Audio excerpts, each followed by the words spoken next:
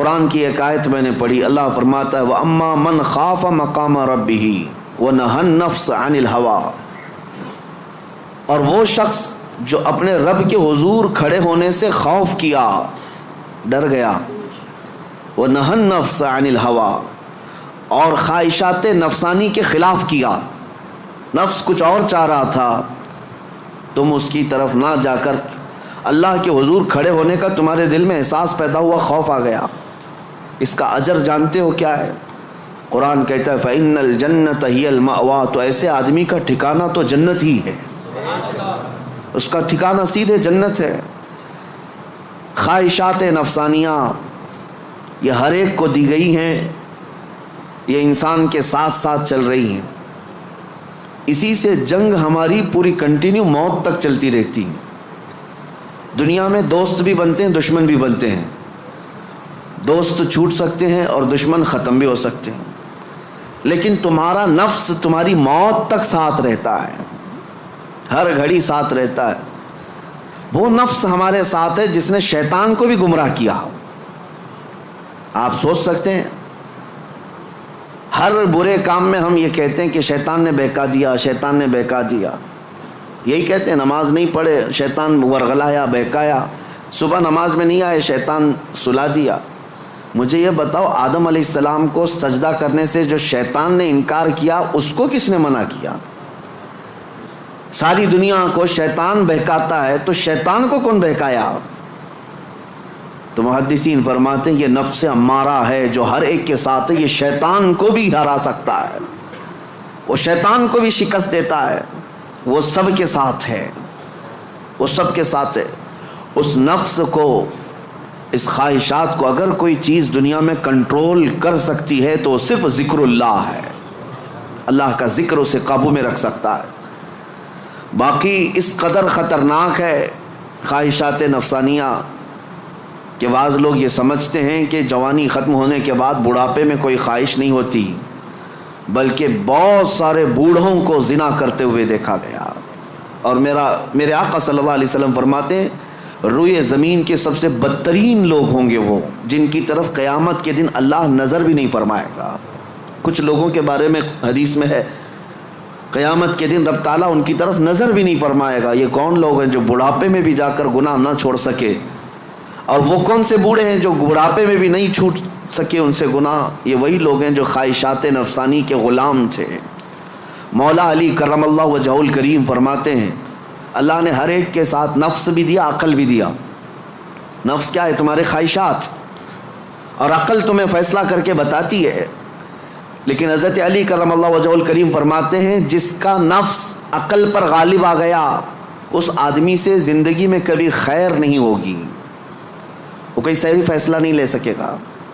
جس کا نفس اس کی عقل پر غالب آ گیا، اور جس نے اپنے نفس کو ہرا دیا، شکست دیا، تو اس کی عقل اتنی پاورفل ہوتی ہے کہ وہ ہزاروں کو زیر و زبر کر سکتا ہے اور دنیا کے بڑے فیصلے لے سکتا ہے۔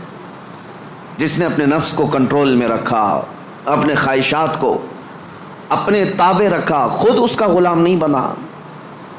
میرے عزیزو، قرآن کی ایک آیت میں آپ کو بتاتا ہوں، کتنا بڑا لفظ اللہ تعالیٰ نے قرآن میں فرمایا، توجہ کتنا بڑا لفظ ہے یہ، ارأیت من اتخذ الہہ ہوا، اے محبوب کیا آپ نے نہیں دیکھا کچھ لوگ ایسے ہیں جنہوں نے اپنی خواہشات کو اپنا خدا بنا لیا۔ معبود، الہ کا مطلب ہے معبود، جس کی عبادت کی جائے اس کو کیا کہتے ہیں؟ معبود۔ اور قرآن کہتا ہے کچھ لوگ ایسے ہیں جنہوں نے اپنے نفس کو، اپنی خواہشات کو اپنا معبود بنا لیا۔ یہ قرآن کی آیت ہے، 2 جگہ آئی ہے۔ اب اتنا بڑا لفظ نفس کے لیے اللہ فرما رہا ہے کہ کئی لوگوں نے اس کو بت بنا لیا، اپنا معبود بنا لیا۔ کیوں؟ اس لیے کہ یہ وہی کرتے ہیں جو ان کا نفس چاہتا ہے، تو گویا کہ اس کی عبادت کر رہے ہیں، خواہشات کی پیروی کر رہے ہیں۔ نفس صبح اٹھا، گناہ کی طرف کھینچا، آپ چل پڑے، گویا کہ اس کی عبادت میں لگے ہوئے ہیں۔ کبھی تو اسے شکست دو، کبھی تو اسے ہراؤ۔ رات کے وقت گناہوں کے اڈوں پر جانے کی جیسی خواہش ہوتی ہے، کیا اپنے آپ کو مارتے ہو؟ میں تمہیں بتاؤں، خواہشات تو بہت دور کی بات ہے، گناہوں کی خواہشات بہت دور کی بات ہے۔ سیدنا ابو بکر شبلی رحمۃ اللہ تعالیٰ علیہ سلسلہ قادریہ کے بڑے مشہور بزرگ ہیں، جن کے نام سے ہم شجرے میں پڑھتے ہیں بہر شبلی شیر حق دنیا کے کتوں سے بچا۔ وہ حضرت ابو بکر شبلی جب رات کے وقت عبادت کے لیے آتے تھے تو اپنی آنکھوں میں نمک کا سرما لگاتے تھے۔ کیوں؟ صرف اس لیے کہ نیند اگر آئی تو گویا کہ میں اپنی خواہش کا غلام ہو گیا، اپنے رب کا نہیں۔ عبادت اس کی ہو رہی ہے اور میں خواہش کے پیچھے چل رہا ہوں، حالانکہ نیند جو ہے یہ فطری چیز ہے، کسی کو کہیں پہ بھی آ جاتی ہے۔ اولیاء کاملین تو اس سے بھی اپنے آپ کو بچاتے تھے کہ وہ آنکھوں میں نمک پھیر لیتے تھے جس سے آنکھوں میں خون نکل آتا تھا۔ لوگ کہتے بھی تھے تو کہتے کہ اگر اللہ کی عبادت کے دوران اونگ آتی ہے، جھپکی آتی ہے، تو ان آنکھوں کی سزا یہی ہے کہ انہیں نمک لگا دیا جائے۔ اور حضرت شاہ مینا رحمۃ اللہ علیہ لکھنؤ میں آرام فرما ہے، حضرت شاہ مینا، ان کا حال تو یہ تھا کہ جب رات کو عبادت کے لیے کھڑے ہوتے تو ایک اونچی دیوار پر وہاں کھڑے ہو کر نماز پڑھتے، ادھر بھی کھائی ہے ادھر بھی کھائی ہے، کھڑے رہتے۔ لوگ کہتے کہ نماز پڑھنے کے لیے اتنی جگہ ہے، اس دیوار پر کیوں جا کر نماز پڑھتے ہیں؟ حضرت شاہ مینا فرماتے تاکہ میں ہمیشہ اللہ کی عبادت میں مصروف رہوں، اگر نیند آئی تو میرا جسم دیوار سے نیچے آ سکتا ہے اور اس جسم کو وہی سزا ملنی چاہیے جو اپنے رب سے غافل ہوتا ہو۔ نفس کے خلاف وہ اولیاء جنگ کرتے رہے، لڑتے رہے۔ سب سے بڑی خطرناک چیز آج ہمارے ساتھ جو چل رہی وہ ہمارے خواہشات ہیں، اور میرے آقا صلی اللہ علیہ وسلم ارشاد فرماتے ہیں لا یؤمن احدکم حتی یکون ہواہ تبعا لما جئت بہ، تم میں سے اس وقت تک کوئی مومن نہیں ہو سکتا جب تک اپنی خواہشات کو میری مرضی کے حوالے نہیں کرے گا۔ تم ویسا جب تک نہیں کرو گے جیسا رسول اللہ چاہیں تب تک تم مومن نہیں ہو۔ تم وہ کرتے ہو جیسا تم چاہتے ہو، تمہاری مرضی، تمہاری خوشی، تمہیں جو اچھا لگا وہ کرنے لگے۔ یہ مومن کامل کی علامت نہیں۔ مومن کامل وہ ہے جو اپنی زندگی میں وہ کرے جو رسول پسند کرے، ان کی مرضی کے مطابق۔ میرے عزیزو، خواہشات یہ لامتناہی سلسلہ ہے، نہ ختم ہونے والا سلسلہ ہے۔ کسی بھی خواہش کا کوئی اینڈ نہیں ہے۔ کر کے دیکھ لو، تمہیں اگر دولت کی خواہش پریشان کرتی ہے تو کماؤ کماؤ کماؤ، کہاں تک جاؤ گے؟ کبھی بھی پیٹ نہیں بھر سکتا۔ نبی پاک صلی اللہ علیہ وسلم ارشاد فرماتے ہیں قبر کی مٹی ہی اس کا پیٹ بھر سکتی ہے۔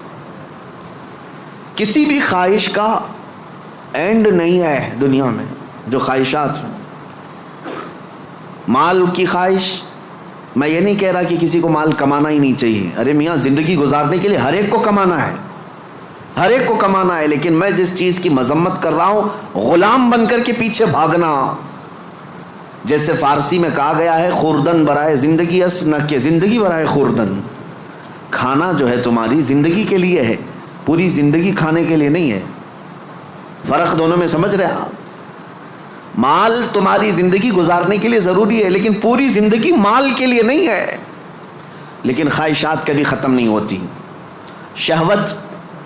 شہوت کی خواہشات، نفس جیسے جنسی عمل کے ذریعے سے اپنے جسم کو سکون پہنچانے کی کوشش کرتا ہے، وہ خواہشات بھی کبھی ختم نہیں ہوتی، کبھی ختم نہیں ہوتی۔ اگر اس نے اپنے اس گھوڑے کو، نفس کے گھوڑے کو آزاد چھوڑ دیا تو وہ کہیں پر بھی اس کی خواہشات جا کر رکتی نہیں۔ نہ وہ ایک عورت پر صبر کر سکتا ہے، نہ 10 عورتوں پر، نہ 100 عورتوں پر۔ اگر اس نے اپنے خواہشات کے اس گھوڑے کی لگام نہیں پکڑی تو کہیں اینڈ نہیں ہے اس کا، کہیں اینڈ نہیں ہے۔ مرنے کے وقت بھی یہ خواہشات اسے گناہ کی طرف لے جا سکتی ہیں۔ یہ شرمگاہ کی خواہشات اور زبان کی جو خواہشات ہیں، چٹکارا جس کو کہتے ہیں، لذت، اس کا بھی کوئی اینڈ نہیں۔ میں نے ایک ایسے صاحب کو بھی دیکھا، ان کے بیٹے میرے ساتھی تھے، وہ تو مذاق میں کہتے تھے کہ ان کے باپ ICU میں تھے، جس دن ان کا انتقال ہونا تھا اس دن بھی وہ بریانی منگوا رہے تھے ICU میں۔ تو یہ تو ایک نارمل سی بات تھی، ہنس کر کے وہ کہہ رہے تھے، لیکن وجہ یہ تھی کہ وہ ایڈکٹ تھے بریانی کی۔ کھانے کے، گوشت کے، تو ایک لمٹ ہوتی ہے کسی آدمی کی، لیکن اگر اس نے خواہشات کو آزاد چھوڑا تو وہ کہیں پر بھی جا کر نہیں رک سکتا، نہ آئی سی یو، نہ آپریشن، نہ کوئی چیز، اسے کوئی چیز نہیں روک سکتی سوائے موت کے۔ موت آنے تک وہ اپنی خواہشات میں ڈوبا رہے گا، ڈوبا رہے گا۔ خواہشات ایک سمندر ہے، وہ ختم نہیں ہوتا کبھی۔ اسی لیے میرے عزیزو، جتنا کم ہو سکے سمیٹ لو اپنے آپ کو۔ دنیا تمہیں ہاتھ پاؤں مارنے سے کتنی مل سکتی ہے، کتنی مل سکتی ہے مجھے بتاؤ۔ تم زیادہ سے زیادہ کس قدر اپنے آپ کو دنیا میں خوش رکھ سکتے ہو ان خواہشات کو پورا کر کے؟ کبھی نہیں۔ گناہوں میں یہ تمہیں ایسا برباد کر کے رکھیں گے خواہشات کہ تمہارے جسم مفلوج ہو جائیں گے، ایک دن موت کا وقت آئے گا، سارے درد تمہارے نکل رہے ہوں گے، دنیا سے جا رہے ہوں گے لیکن ہزاروں داغ چھوڑ کر جا رہے ہوں گے زمین پر، اور اسی زمین میں دفن ہونا ہے۔ اس لیے اللہ نے قرآن میں فرمایا اپنے رسول سے، اے محبوب کیا آپ نے نہیں دیکھا کچھ لوگ وہ ہیں جو اپنے خواہشات کو اپنا معبود بنا لیا ہے، اپنا خدا بنا لیا ہے، اس کی پیروی کرتے ہیں۔ اب کرنا کیا چاہیے؟ ان خواہشات کا قتل جتنا ہو سکے اس کے خلاف جانا ہوگا۔ ظاہر سی بات ہے، یہ رات کے وقت ذکر کی طبیعت کس کی چاہتی ہے؟ وہ لوگ جن پر اللہ فضل فرمائے، ورنہ اکثر کا جسم آرام چاہتا ہے، دنیا کی طرف جسم کھینچتا ہے، لیکن تم نے اس کو ٹھکرایا اور اللہ کے ذکر کو اپنایا، یہ آپ نے اپنے خواہشات کے خلاف کیا ہے۔ اس کے اجر میں کیا ہے؟ سیدھے قرآن کہتا ہے جنت اس کا ٹھکانہ ہے، جنت اس کا ٹھکانہ ہے۔ حضور پاک صلی اللہ تعالیٰ علیہ وسلم فرماتے، جانتے ہو اپنے صحابہ سے اللہ کو سب سے زیادہ پسندیدہ چیزیں کیا ہیں؟ اللہ سب سے زیادہ کیا چیز پسند کرتا ہے بندوں میں؟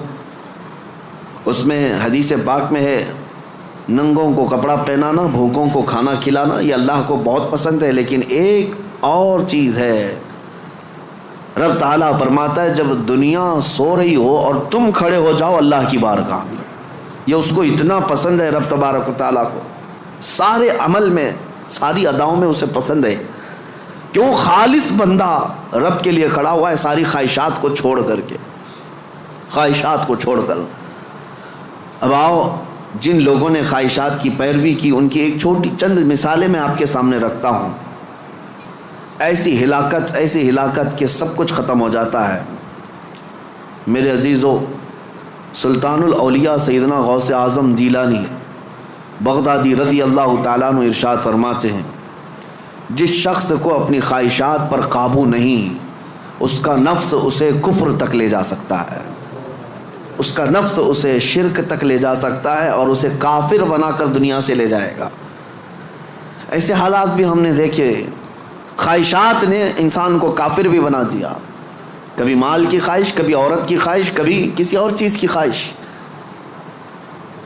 اللہ اکبر، وہ صحابہ کیسے تھے جنہوں نے اپنی ساری خواہشات کو میرے مصطفیٰ کی مرضی پر قربان کر دیا تھا، ہر چیز کو قربان کیا تھا، ہر چیز کو قربان کیا۔ آؤ میں تمہیں وہ بات بتا دوں جو سیدنا ابراہیم علیہ الصلوۃ والتسلیم کے متعلق قرآن میں آیا ہے۔ وَإِذْ قَالَ إِبْرَاهِيمُ رَبِّ أَرِنِي كَيْفَ تُحْيِي الْمَوْتَى قَالَ أَوَلَمْ تُؤْمِنْ قَالَ بَلَىٰ وَلَٰكِنْ لِيَطْمَئِنَّ قَلْبِي قَالَ فَخُذْ أَرْبَعَةً مِّنَ الطَّيْرِ فَاصْرُهُنَّ إِلَيْكَ ثُمَّ اجْعَلْ عَلَىٰ كُلِّ جَبَلٍ مِّنْهُنَّ جُزْءًا ثُمَّ ادْعُهُنَّ يَأْتِينَكَ سَعْيًا۔ قرآن کہتا ہے ابراہیم علیہ السلام نے ایک بار اللہ کی بارگاہ میں ذکر کیا کہ مولا تو مرے ہوئے لوگوں کو دوبارہ کیسے زندہ کرتا ہے؟ اللہ نے پوچھا کیا ابراہیم تمہیں اس بات پر یقین نہیں ہے؟ عرض کیا مولا یقین ہے لیکن آنکھوں سے دیکھنا چاہتا ہوں، تو مردے زندہ کیسے کرتا ہے؟ رب تعالیٰ نے فرمایا 4 پرندے لے لو، ان کو ذبح کرو، ان کا گوشت پورا قیمہ بنا کر مکس کر لو، اور 4 پہاڑوں پر تھوڑا تھوڑا سب کا گوشت رکھ کر کے آؤ، اور پھر ان پرندوں کے نام لے کر پکارو، وہ اڑتے ہوئے آئیں گے۔ حضرت ابراہیم علیہ السلام نے 4 پرندے لیے، ایک کوا، ایک مرغا، ایک کبوتر اور ایک مور۔ ان 4 پرندوں کا ذکر ہے، کوا، کبوتر، مرغا، مور۔ یہ 4 پرندے ذبح کیے، سب کا گوشت مکس کیا اور 4 پہاڑوں پر رکھ کر آئے اپنی جگہ پر۔ ان کی سب کی منڈیاں ان کے پاس تھیں، سر ان کے پاس تھے۔ پکارا انہوں نے پرندوں کا نام لے کر، ہوا میں وہ قیمہ اڑتا گیا، اپنے اپنے جسم سے ملتا گیا اور آ کر اپنے اپنے سر سے جڑ کر پورا پرندہ بنا۔ قرآن پاک میں یہ ہے واقعہ. سبع سنابل شریف میں میر عبد الواحد بلگرامی رحمۃ اللہ علیہ اس واقعے کو لکھ کر کے اب ارشاد فرماتے ہیں کیا کبھی تم نے یہ سوچا کہ ابراہیم علیہ السلام نے وہ 4 پرندے کیوں لیے؟ کون سے؟ کوا، کبوتر، مرغا، مور. یہی 4 پرندے کیوں لیے؟ انہی کو ذبح کیوں کیا؟ اور رب تعالیٰ کی قدرت کا مشاہدہ کرنا تھا. مری ہوئی چیز کو زندہ دیکھنا، آنکھوں سے مشاہدہ کرنا یہ معمولی چیز تو نہیں ہے. اللہ کی قدرت کو دیکھنا ہے اپنی آنکھوں سے. یہ دیکھنے کے لیے کیا کیا ابراہیم علیہ السلام نے؟ 4 چیزوں کو ذبح کیا، اور وہ 4 خاص پرندے ہیں.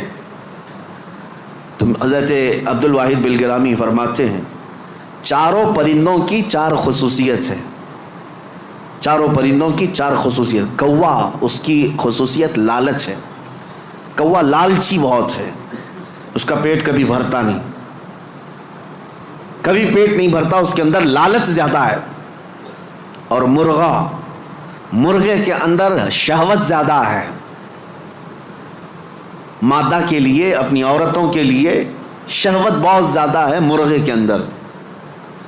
اور تیسرا کبوتر، کبوتر کے اندر دوستی کرنے کی عادت بہت ہے. سارے پرندوں میں جلدی دوستی یہی کرتا ہے، جلدی مانوس ہوتا ہے، فرینڈ بنانا یہ کبوتر کی عادت ہے. چوتھا مور، مور کو اپنی خوبصورتی دکھانے کی خواہش بہت زیادہ ہے. نمائش، دکھاوے کی عادت اس کو بہت زیادہ ہے. جب 4 لوگ کھڑے ہوں گے اپنے پر کھول کر کے ناچتا رہے گا، اس کی خوبصورتی دیکھو. اب حضرت میر عبد الواحد فرماتے ہیں 4 پرندوں کی خصوصیتیں پتہ ہے؟ کوے کی لالچ، مرغے کی شہوت، کبوتر کی دوستی اور مور کی نمائش. فرماتے ہیں حقیقت میں ابراہیم علیہ السلام نے جانوروں کو ذبح نہیں کیا، ان کے اندر موجود بری عادتوں کو ذبح کیا. ابراہیم علیہ السلام نے کوے کو نہیں لالچ کو ذبح کیا، مرغے کو نہیں شہوت کو ذبح کیا، کبوتر کو نہیں بلکہ ایرے غیرے کی دوستی کو ذبح کیا، مور کو نہیں دکھاوے کو ذبح کیا. اور جب بندہ یہ 4 بری عادتوں کو ذبح کرتا ہے مولا اس کو اپنی قدرت کے مشاہدے کراتا ہے. رب تبارک و تعالیٰ کی قدرت کے وہ مناظر دیکھ سکتا ہے. مردوں کو زندہ کیسے کیا جاتا ہے یہ دکھایا جائے گا. اس آیت میں ایک بہت بڑی عبرت کی بات ہے کہ اللہ کے نبی کو یہ حکم دیا گیا. اس طرح میرے عزیزو اگر ہمارے اندر موجود یہ خواہشات، یہ سب کا تعلق خواہشات سے، لالچ، شہوت، دوستی اور ریاکاری، سب کا تعلق نفس سے ہے. یہ سب کا تعلق نفس سے ہے. لالچ کو ختم کر لو، شہوت کو ختم کر لو، کنٹرول میں رکھو. اور دوستی کے لیے بہت سارے لوگوں کو برا لگ رہا ہوگا کیا دوست نہیں بنانا چاہیے؟ یقیناً دوست بناؤ. میں آپ کا دوست ہوں، آپ میرے دوست ہیں. یہ دوستی کس بنیاد پر ہماری بنی ہے؟ صرف اور صرف اللہ اس کے رسول کی بنیاد پر. جو دوستی اس بنیاد پر بنی ہو وہ دوستی جنت تک لے جائے گی. اور جو دوستی صرف حرام کاریوں کی بنیاد پر بنی ہے، قیامت کے دن کچھ لوگ تو بیچارے یوں ہی جا رہے ہوں گے دوزخ میں. وہ کچھ کیے نہیں تھے، وہ یوں ہی جا رہے تھے. کیوں؟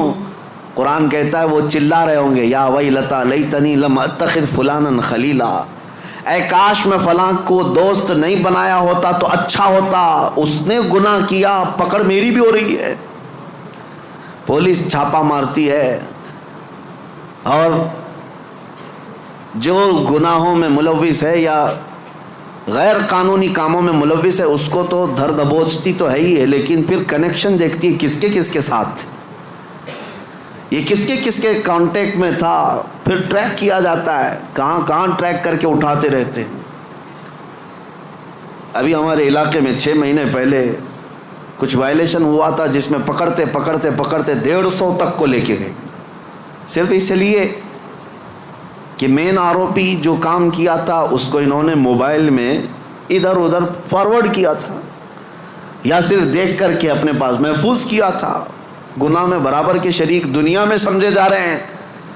تو دوستی میرے عزیزو یہ خواہشات پر اگر ہے تو یہ جہنم میں لے جانے والی ہے. اور ریاکاری یہ بھی بہت خطرناک چیز ہے. جس نے ریا کیا، دکھاوے کے لیے کوئی بھی کام کیا، قیامت کے دن سب اس کے منہ پر مار دیا جائے گا. اب آؤ خلاصہ میں آپ کو بتاؤں. خواہشات کو اگر کنٹرول پر نہ رکھا گیا تو سنو، دو روایتیں میں آپ کو بتاتا ہوں.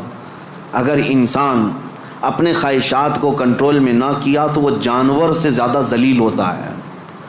یہاں تک کہ بزرگوں نے لکھا ہے کہ وہ اپنی ماں سے زنا کر سکتا ہے اور بیٹی سے بھی زنا کر سکتا ہے اگر اس نے خواہشات کو اپنے قابو میں نہیں رکھا. وہ سب کچھ کر سکتا ہے اور ہوا ہے دنیا میں اور ہو بھی رہا ہے. یہ ہمارے لیے حیرت کی بات ہے، تعجب کی بات ہے، اس لیے کہ ڈر لگتا ہے.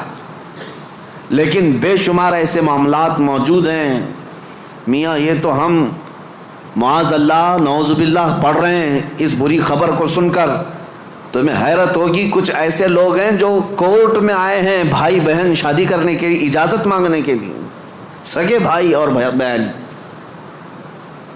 اور اتنا ہی نہیں بلکہ عرب ممالک میں خود ہو کر کے آیا، کئی گھروں کے اندر یہ بے حیائیاں موجود ہیں. بہنوں کو محفوظ رکھنے کے لیے بھائیوں سے دور کیا جا رہا ہے. کیوں؟ خواہشات پر کنٹرول نہیں، انہیں ڈر ہے اپنے سگے بھائی سے. اسی کی ماں سے پیدا ہوا بھائی، اس سے خاتون ڈرتی ہے.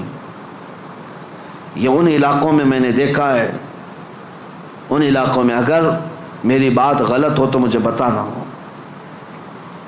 عرب ممالک کی بات میں کر رہا ہوں. کئی گھروں میں خواتین اپنے سگے بھائیوں سے ڈر کر کے رہتی ہیں کہ وہ اکیلا پائیں تو ہماری عزت کے ساتھ کچھ بھی کر سکتا ہے. اللہ کی پناہ. یہ کب ہوتا ہے؟ جب خواہشات کے گھوڑے کو آزاد کر دیا جائے. یہ کبھی قابو میں نہیں آئے گا، یہ کبھی قابو میں نہیں آئے گا. اس کو قابو میں کرنے کے لیے دنیا کی طاقتیں، کوئی انجیکشن اور ٹیبلٹ نہیں، اس کو صرف اور صرف اللہ کا ذکر کنٹرول میں لا سکتا ہے، قابو میں لا سکتا ہے. جب تم اللہ کے ذکر میں شامل ہو جاؤ یا خود سے کرو، نفس اپنے خواہشات سے باہر نکلتا ہے اور تمہارے دل کے اندر ایک قرار اور سکون آتا ہے. تم توبہ بار بار کرتے رہو گے اور اس سب سے نکلنے کی بار بار خواہش کرتے رہو گے. اور اس کو چھوڑ دو، دیکھو کتنے خواہشات جنم لیتے ہیں، کتنے خواہشات جنم لیتے ہیں. اسی لیے نبی پاک صلی اللہ تعالیٰ علیہ وسلم نے ارشاد فرمایا، خواہشات انسان کو کہاں لے جاتی ہیں. شاید ایک 7-8 سال پہلے کی بات ہے. مہاراشٹر کا ایک علاقہ ہے، ایک شہر ہے، بڑا مشہور شہر ہے. اب چونکہ مجھے کچھ بھی بولنا مشکل ہے، ساری چیزیں وائرل ہوتی ہیں. کوئی بھی اس جگہ کے لوگ اس کو غلط انداز میں نہ محسوس کریں. پہلے میں ہر چیز آپ کے سامنے ظاہر کرتا بولتا تھا.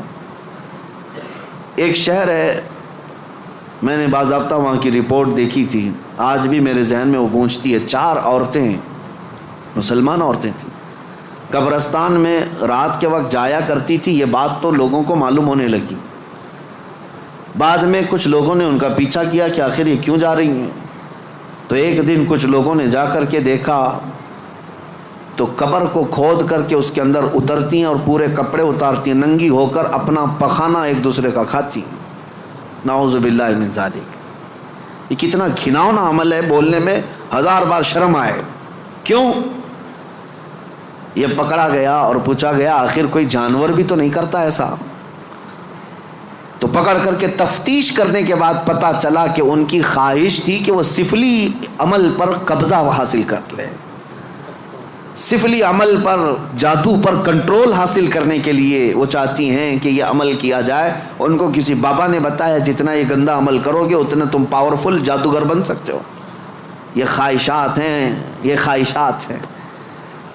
تم صرف اور صرف لوگوں میں اپنا تھوڑا سا رتبہ بڑھانے کے لیے سحر، سفلی اور جادو کے طریقے کو اپنانے کی کوشش کرتے رہے اور وہ حاصل کرنے کے لیے کتنا گرے.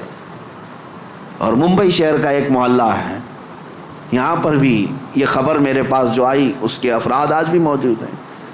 یہ خواہشات ہیں. ایک بابا کو سفلی عمل کے اندر مہارت حاصل کرنے کے لیے روزانہ بستر پر خنزیر کو ساتھ سلانا پڑتا ہے. یہ اس سے بڑا عذاب کیا ہے جو دنیا میں تو خود جھیل رہا ہے. لیکن میں اس کا دوسرا رخ یہ بتاتا ہوں کہ اگر خواہشات پر کنٹرول نہیں تو انسان جانور سے زیادہ ذلیل ہوتا ہے، بہت گرتا ہے. ایسے بھیانک کام اس سے صادر ہوتے ہیں جو ہمارے وہم و گمان میں بھی نہیں آتے، سوچ میں بھی نہیں آتے. یہ نفس کا گھوڑا بہت تیز دوڑتا ہے. اس کو عقل پر غالب آنے نہ دینا کبھی، ان خواہشات کو اپنے دل پر یا اپنی عقل پر غالب آنے ہرگز نہ دینا، ورنہ اتنے بھیانک کام یہ کروا جاتا ہے۔ اللہ اکبر، اللہ اکبر۔ مدینہ طیبہ کے متعلق امام غزالی رحمۃ اللہ علیہ نے لکھا ہے کہ ایک شخص ایسا تھا جو لوگوں کے دفن ہونے کے بعد قبر کھود کر کے ان کے کفن چراتا تھا اور پھر اس کو بازار میں بیچتا تھا، لیکن ایک بار اس نے ایک خاتون کے قبر کو کھودا اور کفن چرایا، اس کی نیت خراب ہوئی، مردے کے ساتھ اس نے بدکاری کیا، نعوذ باللہ من ذالک۔ میں یہ باتیں کیوں کہہ رہا ہوں؟ یہ گناہ ضرور ہیں، بولنے میں مجھے بھی جھجک تو آ رہی ہے، دیکھیں جھریاں آ رہی ہیں جسم کے اندر، رونگٹے کھڑے ہو رہے ہیں، لیکن صرف اس لیے بتا رہا ہوں کہ ہم ایک مردے کو دیکھ کر کے سسک جاتے ہیں، سہم جاتے ہیں کہ کسی کی موت پر انسان کا جسم بے قابو رہتا ہے، غمگین رہتا ہے، لیکن اگر ان حالات میں بھی موت کے بعد یا قبرستان میں جانے کے بعد بھی کوئی انسان ایسا کر سکتا ہو کہ قبر کو کھود کر کے اس کو ننگا کر دے مردے کو اور پھر اس کے ساتھ بدکاری کرے، یہ کون سی چیز وہاں تک لائی اس کو؟ یہ خواہشات، یہ وہ نفس امارہ، نفسانی خواہشات۔ اسی لیے مولا علی کرم اللہ وجہہ الکریم نے فرمایا جس کے خواہشات، جس کا نفس اس کے عقل پر غالب آ گیا، زندگی بھر اس سے کوئی خیر ثابت صادر نہیں ہوگا، کوئی اچھا کام اس سے نہیں نکل پائے گا۔ اپنی عقل پر ان خواہشات کو غالب آنے ہرگز مت دینا۔ ہم نے دیکھا ہے یہ تمام معاملات تجربے کے طور پر، میں آج آپ کے سامنے یہ ذکر کر رہا ہوں کیونکہ آج علاج کا دن ہے، آج علاج کا دن ہے۔ ہمارے جو زخم لگے ہوئے ہیں، ایک بار رحمان کو پکارو، وہ سب زخم بھر جائیں گے۔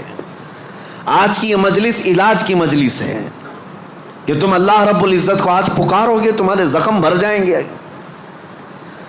اور اسی لیے میں بارہا کہتا بھی ہوں، ذکر کی مجالس میں شرکت کرو، یہ اتنا تمہیں پاورفل بنا دیں گے، اتنا پاورفل کہ گناہوں سے خود بخود تمہیں نفرت پیدا ہو جائے، خواہشات پر کنٹرول تمہارا خود کا حاصل ہو جائے۔ ورنہ میں چیلنج کے ساتھ کہتا ہوں، جاؤ دنیا میں گھوم پھر کر کے آنا، بڑے سے بڑے ڈاکٹر کے پاس وزٹ کر کے آؤ، بڑے سے بڑے حکیم کے پاس جا کر کے آؤ، کسی بڑے سائیکسٹرسٹ کے پاس جا کر کے آؤ، نفس کے متعلق اس سے کوئی علاج لے کر کے آؤ کہ میرا کنٹرول نہیں ہے، آپ مجھے کوئی گولی دے دو، کوئی معجون دے دو، کوئی انجیکشن دے دو، ہو سکتا ہے تمہیں نیند کی گولی تو دے دے، ہو سکتا ہے تمہیں وہ مکمل ختم کرنے کی دوا تو دے دے، لیکن تمہارے کنٹرول، خواہشات کو کنٹرول کرنے کی کوئی دوائی نہیں دے سکتے۔ اس کا کنٹرولنگ پاور جس نے پیدا کیا وہی دے سکتا ہے۔ اسی لیے میں آپ کو بتاؤں، اب تم اپنے نفس کے کنٹرول کے لیے کس سے مدد مانگو گے؟ کس سے مدد مانگو گے؟ سنو توجہ سے، اعوذ باللہ من الشیطان الرجیم پڑھتے ہیں آپ، اعوذ باللہ من الشیطان الرجیم، جس کا مطلب کیا ہے؟ میں اللہ کی پناہ مانگتا ہوں شیطان مردود سے، کہ اللہ مجھے بچا لے، کس سے؟ شیطان مردود سے مجھے بچا لے۔ یا آپ کس سے پناہ مانگ رہے؟ کس کی بارگاہ میں پناہ مانگ رہے ہیں؟ اللہ کی بارگاہ میں، کہ مولا تو مجھے پناہ دے دے۔ اس کے متعلق حکیم احمد یار خان نعیمی رحمۃ اللہ علیہ فرماتے ہیں، اس کی مثال یوں سمجھو، جیسے کسی کے ہاں آپ ملنے کے لیے گئے، اس نے گھر کے باہر کتا پال رکھا ہو حفاظت کے لیے یا کسی کام کے لیے، دشمنوں کے لیے یا کسی بھی غرض کے لیے کتا پال رکھا ہو، اور آپ گئے گھر کے باہر کھڑے، کتا بھونکنا شروع کر دیا، دروازے میں جا ہی نہیں پا رہے، آپ اس کتے کو کنٹرول کیسے کرو گے؟ آپ اپنے دوست کے گھر اندر جا رہے ہیں لیکن کتا باہر ہے، کتا جیسی قریب جاتے ہو بھونکتا ہے، اب آپ دروازے کے اندر جانا چاہتے ہیں تو اس کتے پر کنٹرول کیسے پاؤ گے؟ رسی ڈالو گے اسے، پتھر مارو گے، جتنا مارو گے اتنا اچھل کود کرے گا۔ اس کا سیدھا سا طریقہ یہ ہے، جس کا کتا ہے اسے بلاؤ۔ حکیم احمد یار خان نعیمی رحمۃ اللہ علیہ فرماتے، اسی کو پکارو، بھائی ذرا باہر تو آ جاؤ، اور وہ جب آئے گا مالک کو کتا اچھی طرح پہچانتا ہے، وہ اس کو کنٹرول میں کر دے گا، اس کو تھوڑا سا اپنی آواز میں ہٹا دے سائڈ میں، کتا ہٹ جائے گا، دروازہ کھلا ہے آ جاؤ، دوست اپنے دوست سے ملاقات کر لے گا، لیکن اس بیچ والے کتے کے کنٹرولنگ کے لیے کتے کے مالک کو ہی پکارنا ہوگا۔ اسی لیے حکیم احمد یار خان نعیمی رحمۃ اللہ علیہ فرماتے ہیں نفس ایک کتا ہے جو تمہیں تمہارے رب کے دروازے پر جانے سے پہلے بھونکتا ہے، دروازے میں کھڑا ہو جاتا ہے، نہیں جانا مسجد، نہیں جانا اس ذکر پر، نہیں جانا ان محافل میں۔ اس کتے پر کنٹرولنگ کیسے حاصل ہوگا؟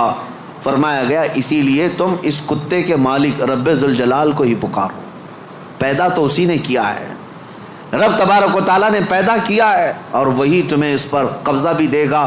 اسی کے متعلق فرمایا گیا اللہ نے پہلے ہی قرآن پڑھنے سے پہلے حکم کیا دیا، یہ پڑھو اعوذ باللہ من الشیطان الرجیم، میں اللہ کی پناہ مانگتا ہوں شیطان مردود سے۔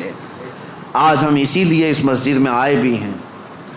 میں نے نفس کے متعلق جو باتیں ذکر کی، یقیناً نفس نے بہتوں کو اندھا کر دیا، بہتوں کو برباد کیا، بہتوں کو گمراہ کیا، کئی کو کافر کیا۔ جو کفار و مشرکین ہیں نا، وہ صرف نفس کی سنتے ہیں، اگر حقیقت میں وہ تمام مشاہد اور مناظر میرے رب ذوالجلال کی قدرت کے نفس کو چھوڑ کر کے دیکھتے تو ایمان ضرور لاتے، ایمان ضرور لاتے۔ وہ نفس کی پیروی کر رہے ہیں اور نفس کی خواہشات لوگوں کو کافر بنائے رکھی ہے، وہ نہیں آ پاتے اس طرف۔